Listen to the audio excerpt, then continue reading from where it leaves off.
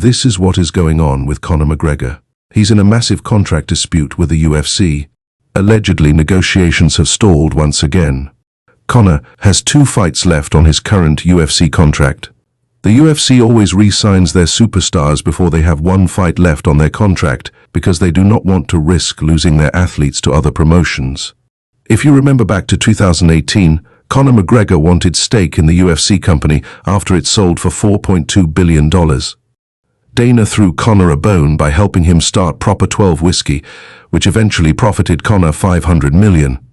Dana also let Conor box Floyd Mayweather and use McGregor Sports and Entertainment as a co-promoter.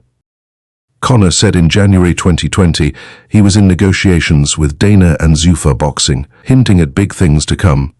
March 2020 comes around, and we know things got rocky during lockdowns. UFC didn't want to book Conor a fight without a crowd. Conor just came off a victory in January 2020, 2 months prior, and said he wanted to fight 3 more times that year. The UFC sat Conor on ice until they were able to have fans and sell tickets for his next pay-per-view. Conor lost to Dustin Poirier twice, but things still seemed okay between him and Dana. So here we are in late 2024. Conor McGregor is twice as rich. Dana has been telling the media McGregor's broken leg has been preventing his from competing, even though he had just filmed a movie. Dana White throws Conor another bone by having a meeting with Dave Feldman and gets Conor ownership in BKFC.